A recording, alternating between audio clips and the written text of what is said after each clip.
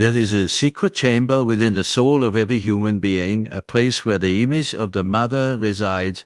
It is not merely the memory of the woman who bore you. It is something older, deeper, and far more enduring than personal memory allows.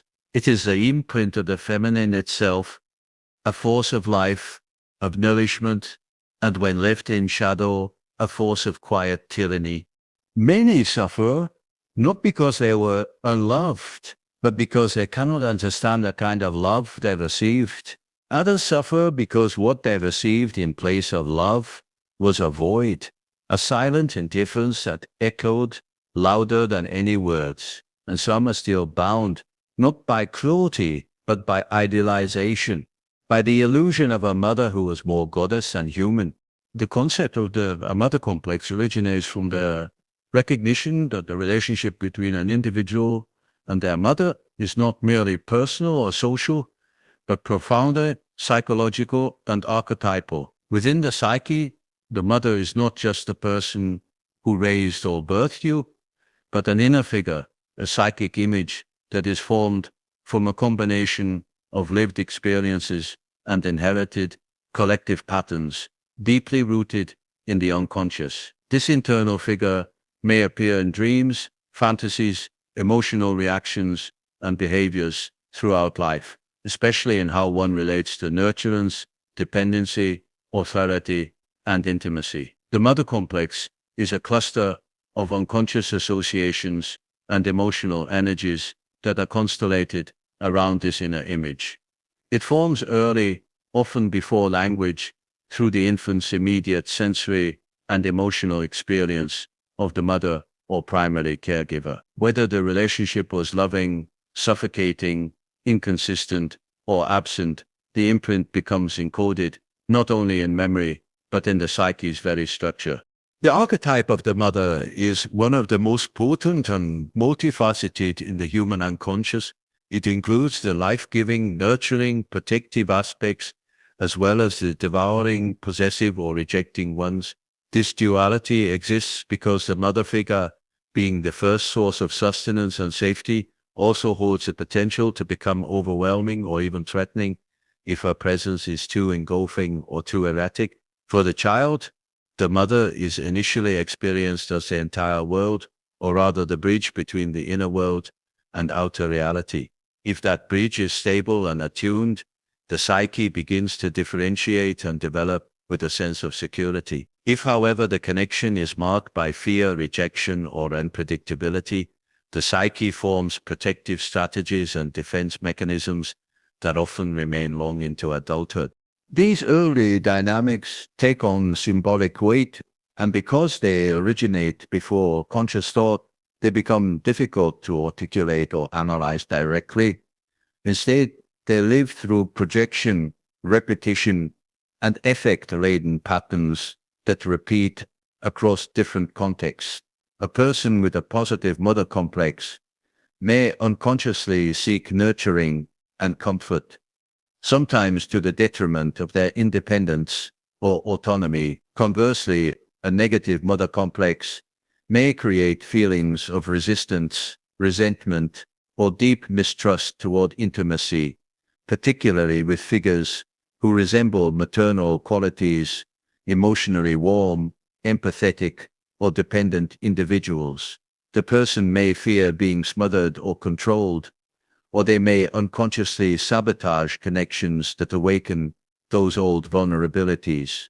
The mother complex affects men and women differently, though the underlying dynamics remain archetypally rooted. For men, the inner mother can become fused with the anima, the unconscious feminine element of the psyche, leading to confusion between emotional needs and romantic or sexual attraction. We may idealize women, expecting them to fulfill the emotional void left by their original maternal experience, or we may fear emotional closeness, projecting the devouring mother onto intimate partners. This can lead to cycles of infatuation and withdrawal, need and resentment. The man may find himself trapped in a repetitive dance with women where he oscillates between longing for the perfect nurturer and fleeing from the perceived threat of engulfment. For women, the mother complex often appears as a voice within, either as an internal critic or as a compelling force to conform to the ideal of womanhood modeled by the mother. It can also manifest as an unconscious identification with the mother, making it difficult to separate one's own desires from those inherited through maternal influence. The woman may feel compelled to repeat her mother's patterns, even those she consciously rejects, or she may spend her life in opposition to her, never fully free from the grip of reaction. Both paths lack genuine individuation, for one remains tethered to the mother's psychic gravity, either through imitation or rebellion. The complex is not inherently pathological. In its balanced form, it allows an individual to internalize qualities of care, empathy, and relational attunement. However, when the complex remains unconscious, it often distorts one's perception of self and others. The individual becomes subject to compulsions, projections, and emotional loops they cannot explain. This is why merely understanding one's history with their mother on an intellectual level does not dissolve the complex. The psyche requires more than awareness, it needs integration, and integration only happens when the emotional truth of that relationship is brought into consciousness with compassion and honesty. In dreams, the mother figure often appears in exaggerated or symbolic forms: a wise woman, a witch, a queen, a nurturing animal, or a destructive presence. These images reveal the soul's relationship to the mother archetype. If she appears threatening or cold, it may reflect unresolved feelings that have been repressed. If she is overbearing, the dream may signal that the mother complex is dominating the ego, limiting the individual's ability to grow independently. Dream work can thus become a crucial tool for accessing these deeper layers of the psyche, offering a symbolic language where the emotional truth can be felt and worked with direct. The mother complex often remains hidden beneath the surface of adult struggles, chronic dissatisfaction in relationships, fear of dependency, difficulty in establishing boundaries, or compulsive caretaking behaviors. It influences not only how one relates to others, but also how one relates to oneself. If the inner mother is critical, the person may carry deep-seated feelings of shame and inadequacy, always striving to earn love or prove worth. If the inner mother is absent or cold, the individual may struggle to feel deserving of care or comfort, emotionally starving, even in the presence of affection. Healing involves recognizing that these inner dynamics are not fate, but patterns that can be brought into consciousness, examined, and transformed. Because the mother complex is rooted in both personal history and archetypal inheritance, it must be approached on both levels. On the personal level, one must come to terms with the real mother, her strengths, her wounds, her limitations. This often means grieving what was not received, forgiving what was harmful, and letting go of illusions. On the archetypal level, one must engage with the mother image within, allowing it to evolve from a rigid, dominating presence into a dynamic and supportive psychic function. This may involve rituals, imaginal dialogue, active imagination, or therapeutic exploration. Facing the mother complex is an essential step in the process of individuation. One cannot fully become oneself while living in unconscious obedience to or rebellion against the internalized mother. True autonomy is born not from severing the bond, but from transforming it. By recognizing the archetype at work and differentiating the self from its grip, the individual opens the possibility of a new relationship to the maternal, both within and without. This is not a rejection of the mother, but a reclaiming of the self from the complex that binds it. Only then does one begin to live from a center that is not conditioned by old needs or wounds, but guided by the deeper movement of the soul. Projection and repression are two fundamental mechanisms through which the unconscious expresses itself, often without our awareness. They serve as both a defense and a mirror, shaping the way we perceive ourselves, others, and the world. In the context of the mother relationship, these mechanisms are particularly powerful because the mother is the first object of emotional attachment, the first relationship through which the psyche forms a sense of identity, safety, and love. When the original experiences with the mother are fraught with unmet needs, confusion, emotional wounding, or idealization, and these experiences are not fully processed or consciously integrated, the psyche deals with the pain through repression or projection. These mechanisms allow the individual to continue functioning, but they also perpetuate inner conflicts and distorted patterns of relating.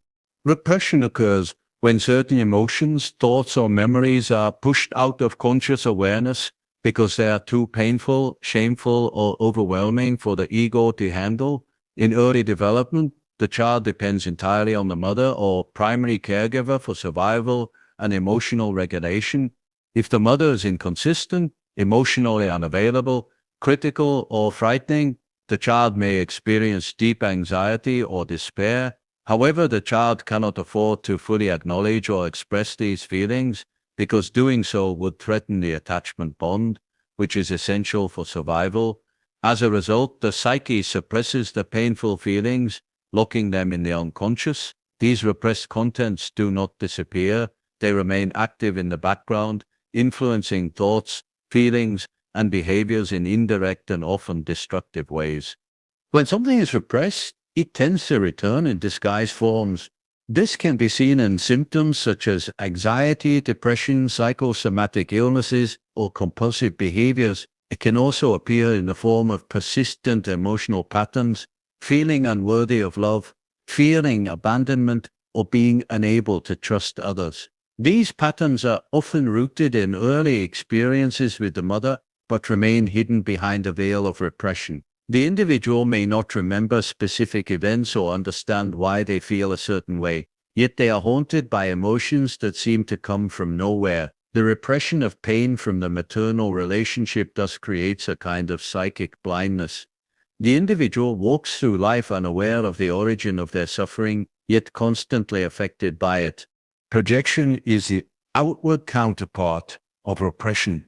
When certain feelings or qualities are disowned internally, such as anger, neediness, vulnerability, or longing, they are often projected onto others. In the case of the mother complex, the unresolved emotional dynamics with the mother are unconsciously projected onto figures who resemble the maternal archetype. This may include romantic partners, mentors, therapists, friends, or even authority figures. The person is not seen for who they truly are, but becomes a screen upon which the individual projects their inner content. If the mother was emotionally unavailable, the person may project an intense need for care and validation onto their partner, expecting them to fulfill the role the mother could not. If the mother was controlling or critical, the person may project that same dynamic onto others, perceiving them as oppressive even when they are not. These projections are not deliberate or conscious. They arise automatically as the psyche attempts to resolve old wounds through present relationships. The unconscious hope is that the projected figure will finally provide what was missing, or that reenacting the old drama will somehow lead to healing. However, projections tend to distort reality and sabotage relationships. The other person is burdened with expectations or judgments that do not belong to them, and the individual remains trapped in a loop of repetition. The same emotional disappointments occur not because of external fate, but because the psyche is still operating from an unresolved inner blueprint. One of the most painful aspects of projection is that it often involves idealization followed by disillusionment. The individual may initially see someone as a perfect nurturer, the one who will finally meet their emotional needs, but as the reality of the other person emerges, the projected fantasy collapses, leading to disappointment, anger, or withdrawal. This cycle mirrors the early relationship with the mother, longing for connection, encountering imperfection, and experiencing emotional pain. Until the original maternal wound is addressed consciously, the projection will continue, seeking resolution through external figures who can never truly satisfy the unconscious demands. Repression and projection are not failures of the psyche. They are adaptive mechanisms that serve to protect the ego from being overwhelmed, especially in childhood when the ego is fragile and undeveloped. These mechanisms allow the child to maintain a sense of continuity and connection in the face of emotional threat. But as the individual grows, these same mechanisms can become limitations. What once served to protect now serves to conceal. The very emotions that were repressed in order to survive must eventually be retrieved in order to heal. To bring these dynamics into consciousness requires deep inner work, an honest willingness to look at what has been disowned or denied. This often involves confronting feelings that are difficult to accept: anger toward the mother, disappointment in her limitations, grief for what was not received, or shame for having unmet needs. These feelings may have been repressed for decades, hidden beneath a facade of strength, independence, or idealization. But without facing them, the inner child remains frozen in time, still waiting for the love or repair that never came. Working with projection requires a similar process of reflection. It means recognizing when one's reactions to others are disproportionate, emotionally charged, or repetitive. It means asking not just, what did this person do, but what old feeling does this bring up in me? And whom does this person unconsciously represent? By tracing the projection back to its source, the individual can begin to reclaim the disowned parts of the psyche. The anger projected onto others becomes recognized as one's own anger. The longing attributed to another becomes one's own inner need. The more these feelings are owned and integrated, the less power they have to distort relationships and perpetuate suffering. Repression and projection are two sides of the same coin. What is pushed down within often returns to the outer world in symbolic form. When it comes to the mother complex, these mechanisms reveal the profound impact of early attachment on the entire architecture of the psyche. The unspoken pain, the unmet needs, the buried resentment, and the idealized images, all of these live on in the unconscious until they are brought into awareness. The goal is not to blame the mother or to dwell in victimhood, but to reclaim the emotional truth of the inner experience. Only by facing what has been repressed and withdrawing what has been projected can the individual begin to build an authentic relationship with themselves and others. The integration of these lost parts is not a one-time event, but an ongoing process, a slow and often painful unveiling of what the soul has carried in silence. The journey through repression and projection leads not only to healing, but to wholeness, the rediscovery of the self behind the shadow of the mother. To truly heal, one must courageously face the hidden dynamics shaped by the mother, those unconscious imprints that shape our inner world and the relationships. Only by bringing these shadows into the light of awareness can we release their grip, transform our patterns, and begin to live with greater freedom and authenticity.